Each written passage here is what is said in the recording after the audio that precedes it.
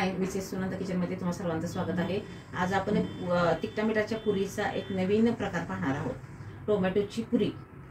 आणि त्यासाठी साहित्य काय लागते बघूया, कशी बनवायची। आणि प्रवासासाठी ही खूपच सुंदर अशी रेसिपी आहे। लॉंग टाइम टिकते ही। एकदा डबा करून भरून आपण करून ठेवलं तर 7 ते 8 दिवस मस्त खुसखुशीत राहतात। एअरटाईट डब्यामध्ये ठेवायचे। तर पाहूया टोमॅटोची पुरी करण्यासाठी आपल्याला काय काय साहित्य लागते। आपण टोमॅटो पुरी बनवतोय। हे मस्त असे लाल पूर्ण पिकलेले टोमॅटो घ्यायचे, अगदी लाल भडक। आणि ह्या टोमॅटोचे छोटे छोटे काप करायचे आणि मिक्सरमधून त्याची पेस्ट करून घ्यायची आपल्याला। आणि त्या पेस्टमध्ये आपल्याला उरलेलं सगळं साहित्य टाकून आपल्याला हे पुऱ्या बनवायच्या आहेत। तर आता सगळ्यात पहिलं मी हे टोमॅटो कट करते आणि त्याची मस्त मिक्सरमध्ये प्युरी करते। नंतर पुढचे आपण काय काय मसाले टाकायचे त्याच्यामध्ये ते मी नंतर सांगते। टोमॅटोच्या पुरीसाठी साहित्य काय लागते पहा। पाव वाटी बेसन, पाव वाटी रवा आणि ह्याच वाटीने 3 वाट्या कणिक घेतली आपण। आणि मसाल्यासाठी साहित्य काय पाहिजे, तीळ, ओवा, धना जिरा पावडर, हिंग, लाल मिरची पावडर, लसूण आणि आलं। तर आता सगळ्यात पहिलं आपल्याला काय करायचं आहे, आलं लसणाची पेस्ट करून घ्यायची आहे। आणि तीळ आणि ओवा थोडंसं हलकंसं भरडून घ्यायचं आहे आपल्याला। फार बारीक फाईन पावडर करायची नाही आहे, फक्त दरदर असं थोडंसं रवाळ असं मिक्सरमधनं आपल्याला हे काढून घ्यायचं। आधी कोरडे मसाले वाटून घेऊ, नंतर आलं लसूण वाटतंय। हे सगळं वाटून घेते मी। ह्याच्यानंतर आलं लसूणची पेस्ट करून घेणार आहे। कणिक व्यवस्थित चाळून घेतलेली आहे, त्याच्यामध्ये आपण हे बेसन टाकतोय। ही रवा आहे, रव्यामुळे खुसखुशीत होतात पुरे। हा जो मसाला आहे सगळा एकत्र करून आपण मिक्सरमधनं काढलाय, तो मसाला टाकते। कुठलंही मोहन वगैरे वापरायचं नाही आहे आपल्याला। चवीनुसार मीठ टाकायचे।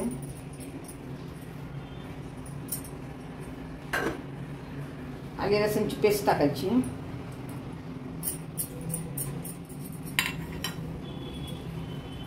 आणि सगळं आधी हाताने व्यवस्थित मिक्स करायचं।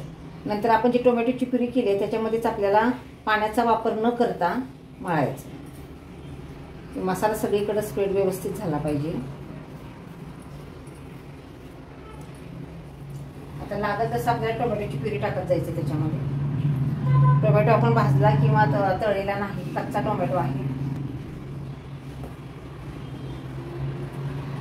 लाल रंगाचा हा डो होतो।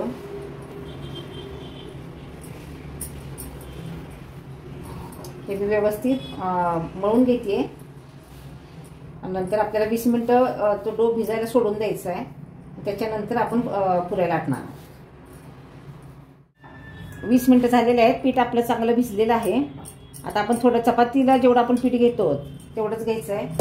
हे तांदळाचं पीठ हे लाटून आपल्याला हे तांदळाचं पीठ लावून आपल्याला पुऱ्या लाटायच्या। त्यामुळे आपल्या पुऱ्या ज्या आहेत त्या मऊ नाही पडणार। पातळ लाटायचं एकदम। हे असं राहिलेलं झाकून ठेवूया आपण।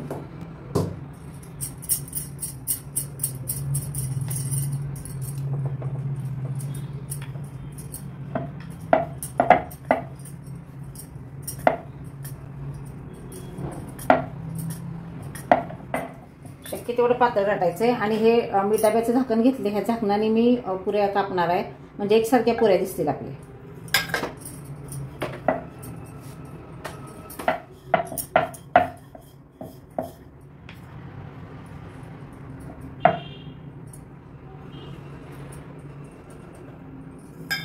ह्या ज्या पुऱ्या आपण कट केल्या आहेत त्याला टोचे पाडायचे आहेत, ते फुगले नाही पाहिजे। काटा घ्यायचा आहे, काट्याने असे टोचे मारायचे।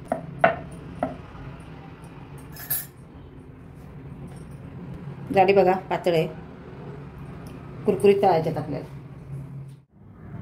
तेल तापलेलं आहे, मीडियम गॅसवर आपल्याला पुऱ्या तळायच्या।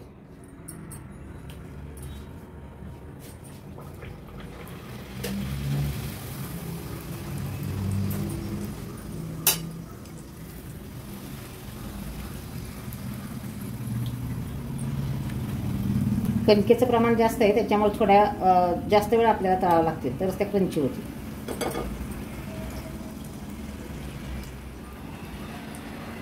पौष्टिक अशा आहेत, कणिक जास्त असल्यामुळे पौष्टिक आहे।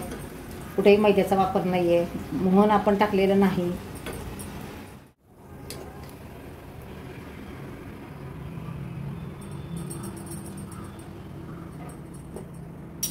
असं टिश्यूवर काढायच्या. एक्स्ट्रा जे ऑइल आहे ते निघून जाईल. सगळ्या पुऱ्या आपल्या तळून झालेल्या आहेत. ही शेवटची पुरी आहे. या पुऱ्या आता हे तळून झालेल्या आहेत. मस्त खुसखुशीत अशा या पुऱ्या झालेल्या आहेत. आपल्या तयार आहेत टोमॅटोच्या क्रिस्पी पुऱ्या. तयार आहेत आपल्या टोमॅटोच्या खुसखुशीत अशा पुऱ्या, ज्या खूप दिवस टिकतात. आणि मी एक पुरी आता तुम्हाला खाऊन दाखवते. मस्त अशी क्रंची पुरी झालेली आहेत आपल्या. माझी रेसिपी तुम्हाला आवडली असेल तर लाईक, कमेंट, शेअर करायला विसरू नका. माझ्या चॅनल सबस्क्राईब करा. थँक्यू.